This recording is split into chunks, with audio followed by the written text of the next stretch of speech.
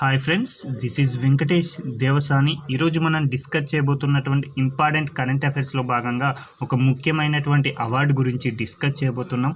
ఆ అవార్డు వచ్చేసి దాదాసాహెబ్ ఫాల్కే అవార్డు గురించి డిస్కస్ చేద్దామండి. ఈ యొక్క అవార్డులను 2024 సంవత్సరంలో ప్రకటించడం జరిగింది. కాబట్టి ఎగ్జామ్ పాయింట్ ఆఫ్ వ్యూలో చాలా ఇంపార్టెంట్, కాబట్టి గుర్తుంచుకోండి. 2024 సంవత్సరంలో ఈ యొక్క దాదాసాహెబ్ ఫాల్కే అవార్డులను అయితే ప్రకటించారు. ఇది వాస్తవంగా ఏ సంవత్సరానికి సంబంధించిన అవార్డు అంటే మాత్రం 2022 సంవత్సరానికి సంబంధించిందని గుర్తుంచుకోండి. 2022 సంవత్సరానికి సంబంధించినటువంటి దాదాసాహెబ్ ఫాల్కే అవార్డులను 2024 సంవత్సరంలో ప్రకటించారు అనే అంశాన్ని కంపల్సరిగా గుర్తుంచుకుంటే సరిపోతుంది. అయితే 2024 సంవత్సరంలో 2022 సంవత్సరానికి సంబంధించిన దాదాసాహెబ్ ఫాల్కే అవార్డులు ప్రకటించారని చెప్పుకుంటున్నాం కదా. ఇది ఎన్నవ ఎడిషన్కు సంబంధించిందని కూడా ఎగ్జామినర్ అడగడానికి అవకాశం ఉంది. కాబట్టి 54వ ఎడిషన్ అని గుర్తుంచుకోండి. అయితే ఇటీవల అంటే 2024 అక్టోబర్లో ఈ యొక్క అవార్డులను అయితే ప్రధానోత్సవం చేయడం జరిగింది. ఎక్కడ ప్రధానోత్సవం చేశారు అంటే మాత్రం న్యూఢిల్లీ అని గుర్తుంచుకుంటే సరిపోతుంది. అయితే 2024 సంవత్సరంలో 2022 సంవత్సరానికి సంబంధించినటువంటి 54వ దాదాసాహెబ్ ఫాల్కే అవార్డు గ్రహీత ఎవరు అంటే మాత్రం పశ్చిమ బెంగాల్ రాష్ట్రానికి సంబంధించినటువంటి మిథున్ చక్రవర్తి అండి. చాలా ఇంపార్టెంట్. మిథున్ చక్రవర్తి అనేటువంటి వ్యక్తి 54వ దాదాసాహెబ్ ఫాల్కే అవార్డు యొక్క గ్రహీత అని గుర్తుంచుకుంటే సరిపోతుంది. ఇతడు నటుడిగా, రాజకీయ నాయకుడిగా కూడా ప్రసిద్ధి చెందడం జరిగింది.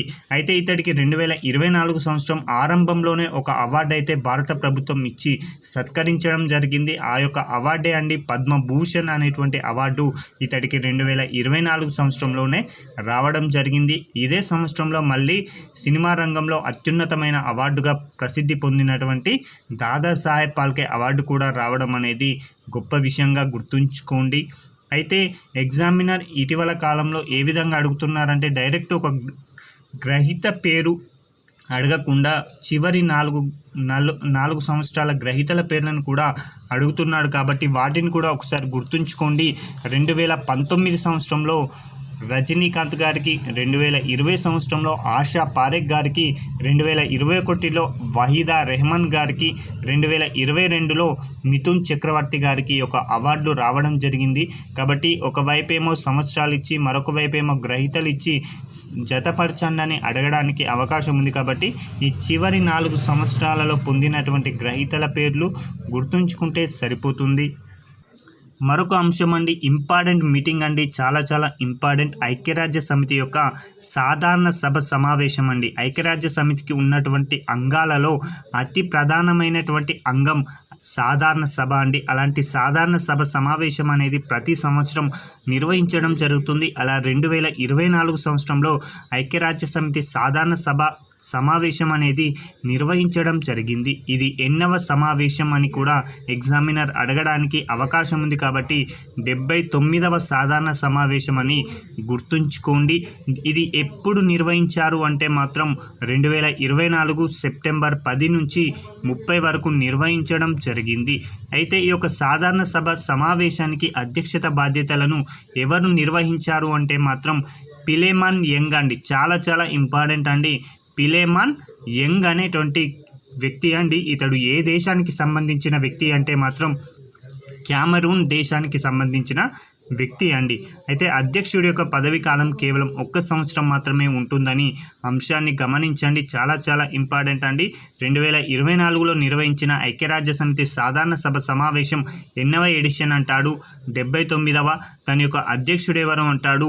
పిలేమాన్ యంగ్ అని గుర్తుంచుకోండి. ఇతడు ఏ దేశానికి సంబంధించిన వ్యక్తి అంటే క్యామరూన్ అండి. అదేవిధంగా ఐక్యరాజ్య సమితి సాధారణ సభ సమావేశం యొక్క సాధారణ సభ సమావేశ అధ్యక్షుని యొక్క పదవీ కాలం ఎంత అంటే మాత్రం 1 సంవత్సరం అని గుర్తుంచుకోండి. ఇంతటి ప్రతిష్టాత్మకమైన సమావేశానికి భారతదేశం నుంచి కేంద్ర విదేశాంగ మంత్రివర్యులైనటువంటి ఎస్ జయశంకర్ గారు హాజరు కావడం జరిగింది. మరొక అంశం అండి, చాలా ఇంపార్టెంట్, సింబెక్స్ విన్యాసాలండి. ఎగ్జామినర్ ఇటీవల కాలంలో నావిక విన్యాసాలను అదేవిధంగా ఆర్మీ విన్యాసాలపైన ఎక్కువగా ఫోకస్ పెట్టడం జరుగుతుంది.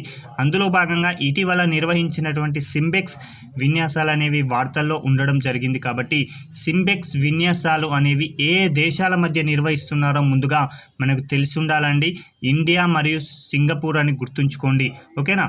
భారత్ మరియు సింగపూర్ సంయుక్తంగా నిర్వహించే విన్యాసమే సింబెక్స్ అని గుర్తుంచుకోండి. అలాంటి సింబెక్స్ విన్యాసాలు అనేవి 2024 అక్టోబర్ 23 నుంచి 29 వరకు నిర్వహించడం జరిగింది. అయితే ఈ యొక్క సింబెక్స్ విన్యాసాలను 2 ఫేజుల్లో నిర్వహించారండి. ఒక ఫేజ్ వచ్చేసి హార్బర్ ఫేజ్, మరొకటి వచ్చేసి సీ ఫేజ్. హార్బర్ ఫేజ్ వచ్చేసి 2024 అక్టోబర్ 23 నుంచి 25 వరకు నిర్వహించగా, సీ ఫేజ్ వచ్చేసి అక్టోబర్ 28 నుంచి 29 మధ్యలో నిర్వహించడం జరిగింది. ఇందులో పాల్గొన్న దేశాలు వచ్చేసి సింగపూర్, ఇండియా అంటున్నాం. కాబట్టి సింగపూర్ నుంచి పాల్గొన్నటువంటి యుద్ధ నౌక వచ్చేసి ఆర్ఎస్ఎస్ టినాసియస్ అండి. చాలా ఇంపార్టెంట్. పాల్గొన్న యుద్ధ నౌకలు చూడండి, సింగపూర్ నుంచి ఆర్ఎస్ఎస్ టినాసియస్ అనేటువంటి యుద్ధ నౌక పాల్గొనగా, ఇండియా నుంచి ఐఎన్ఎస్ శివాలిక్ అనేది పాల్గొనడం జరిగింది. అయితే తొలిసారిగా ఈ యొక్క సింబెక్స్ విన్యాసాలను భారత్ మరియు సింగపూర్ ఎప్పటి నుంచి నిర్వహిస్తున్నాయి అంటే మాత్రం తొలిసారి ఎక్సర్సైజ్ లైన్ కింగ్ పేరిట 1994లో ఈ యొక్క విన్యాసాలు అనేవి ప్రారంభం కావడం జరిగింది. కాబట్టి ఎగ్జామినర్ ఇలా అడగవచ్చండి, సింబెక్స్ విన్యాసాలు క్రింది ఏ దేశాల మధ్య నిర్వహించారని అడుగుతారు.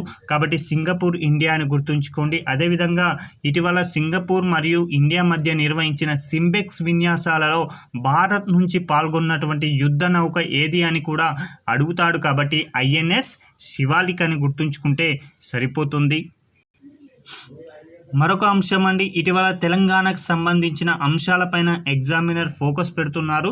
అయితే ఇటీవల కాలంలో 2 తెలంగాణ ప్రసిద్ధి చెందిన వ్యక్తులు మృతి చెందడం జరిగింది. కాబట్టి వాటిపైన ఎగ్జామినర్ ఫోకస్ పెట్టడానికి అవకాశం ఉందండి. అందులో భాగంగా మొదటి వ్యక్తి ఎవరు అంటే కోట్నాక్ జంగ్ అనేటువంటి వ్యక్తి ఇటీవల కన్ను మూయడం జరిగింది. అతడు ఎవరు అంటే మాత్రం గోండి లిపి ఆవిష్కర్త, గోండి గుణితాలు గణిత సృష్టికర్త అండి, ఓకేనా. ఎవరండి కోట్నాక్ జంగు అంటే గోండి లిపి ఆవిష్కర్త, అదేవిధంగా గోండి గుణితాలు గణిత సృష్టికర్తగా ప్రసిద్ధి చెందినటువంటి వ్యక్తియే కోట్నాక్ జంగు గారండి.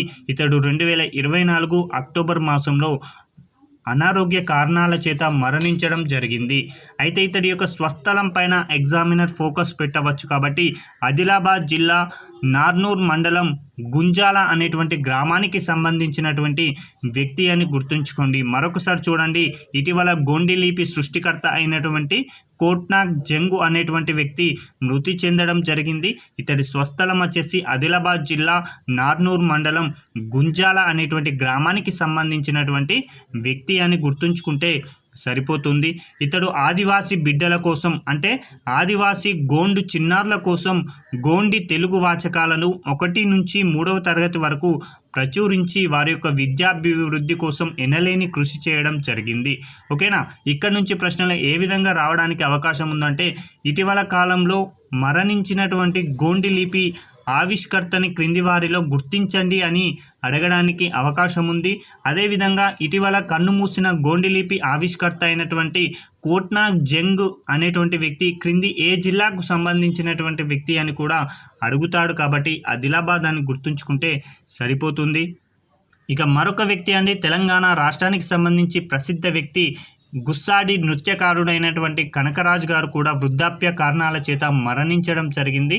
కాబట్టి అతడి గురించి కూడా ఎగ్జామినర్ ప్రశ్న అడగడానికి అవకాశం ఉంది. కాబట్టి చూద్దామండి.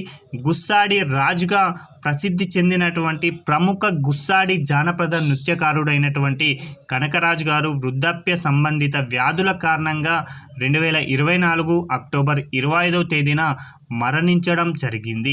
అయితే ఇతడి యొక్క స్వస్థలం పైన ఎగ్జామినర్ ప్రశ్న అడుగుతాడు. కాబట్టి గుర్తుంచుకోండి, ఇతడి స్వస్థలం వచ్చేసి కొమరం భీం ఆసిఫాబాద్ జిల్లా జైనూర్ మండలం మార్లవాయ్ అనేటువంటి గ్రామానికి సంబంధించినటువంటి వ్యక్తి అండి. మరొకసారి చూడండి, ఇతడు స్వస్థలం కొమరంభీం ఆసిఫాబాద్ జిల్లా జైనూర్ మండలం మార్లవాయ్ అనేటువంటి గ్రామానికి సంబంధించినటువంటి వ్యక్తే గుస్సాడి కనకరాజు గారండి. అయితే గుస్సాడి నృత్యం గురించి డిస్కస్ చేద్దామండి. ఎందుకంటే ఇతడు గుస్సాడి నృత్యంలో ప్రసిద్ధి చెందాడు కాబట్టి ఎగ్జామినర్ మరింత డెప్త్గా అడగాలనుకుంటే ఈ యొక్క నృత్యం పైన కూడా ప్రశ్న రావడానికి అవకాశం ఉందండి. అయితే ఈ యొక్క గుస్సాడి నృత్యం అనేది రాంజ్గోండ్ తెగకు చెందినటువంటి మగ బ్రహ్మచారులు మాత్రమే ఈ నృత్యాన్ని ప్రదర్శించడం జరుగుతుంది. ఓకేనా. గుస్సాడి నృత్యాన్ని క్రింది వారిలో ఎవరు ప్రదర్శిస్తారంటే రాంజ్గోండ్ తెగకు చెందినటువంటి మగ బ్రహ్మచారులు మాత్రమే ఈ యొక్క నృత్యాన్ని ప్రదర్శిస్తారండి. స్థానిక దేవతతో ముడిపడి ఉన్న ఈ నృత్యాన్ని దండారి పండుగ సమయంలో ప్రదర్శిస్తారండి.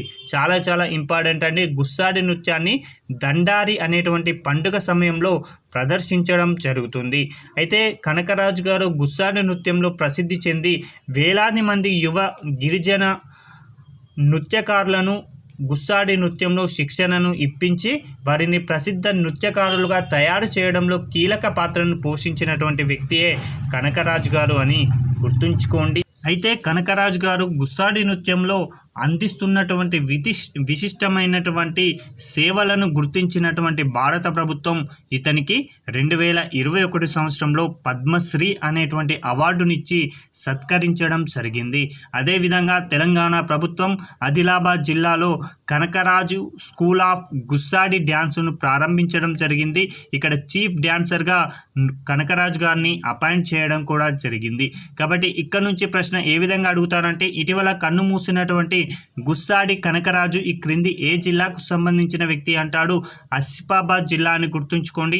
లేదా ఇటీవల కన్ను మూసినటువంటి గుస్సాడి నృత్యకారుడైనటువంటి కనకరాజు గారికి భారత ప్రభుత్వం ఏ సంవత్సరంలో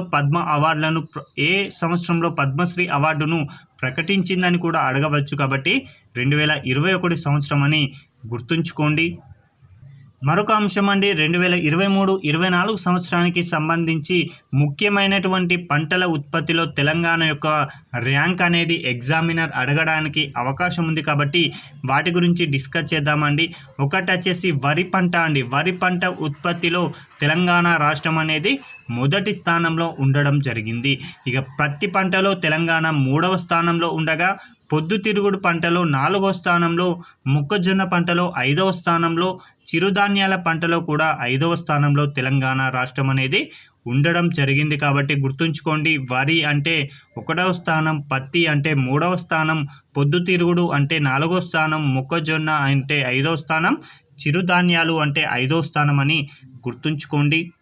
ఇక ఈరోజు చివరి అంశం అండి, భారత్లో ఉత్తమ పర్యాటక గ్రామంగా ఇటీవల ఒక గ్రామాన్ని ప్రకటించడం జరిగింది. కాబట్టి ఎగ్జామినర్ వాటిపైన కూడా ప్రశ్న అడగడానికి అవకాశం ఉంది. కాబట్టి గుర్తుంచుకోండి, రాజస్థాన్ రాష్ట్రంలో ఉన్నటువంటి దేవ్మాలి అనేటువంటి గ్రామాన్ని భారత్లోనే ఉత్తమ పర్యాటక గ్రామంగా ఎంపిక కావడం జరిగింది. కాబట్టి గుర్తుంచుకోండి, 2024 సంవత్సరంలో భారత్లో ఉత్తమ పర్యాటక గ్రామం ఏది అంటే మాత్రం దేవ్మాలి అని గుర్తుంచుకోండి. ఇది రాజస్థాన్ రాష్ట్రానికి సంబంధించిందని గుర్తుంచుకుంటే సరిపోతుంది. 2024 నవంబర్ 27వ తేదీన ఢిల్లీలో జరిగేటువంటి ప్రత్యేక కార్యక్రమంలో కేంద్ర ప్రభుత్వం ఈ గ్రామానికి అవార్డును అందించబోతుంది. ఈ గ్రామానికి చెందినటువంటి 3000 బిషాల భూమిని స్థానికంగా కొండపై వెలిసినటువంటి దేవ్ నారాయణ స్వామికి అంకితం చేసిన ఘనత ఈ గ్రామానిదండి. అయితే ఈ గ్రామంలో మాంసాహారాన్ని అదేవిధంగా మద్యపానాన్ని రెండింటిని కూడా నిషేధించడం జరిగింది. అదేవిధంగా ఇక్కడ వంట చెరుకుకు అంటే వంటకి కిరోసిన్, వేప కలపను అస్సలే వినియోగించకపోవడం జరుగుతుంది. కాబట్టి ఎగ్జామినర్ ప్రశ్న ఏ విధంగా అడుగుతారంటే 2024 సంవత్సరంలో భారత్లో ఉత్తమ పర్యాటక గ్రామం ఏది అంటాడు. కాబట్టి దేవ్మాలి అని గుర్తుంచుకోండి.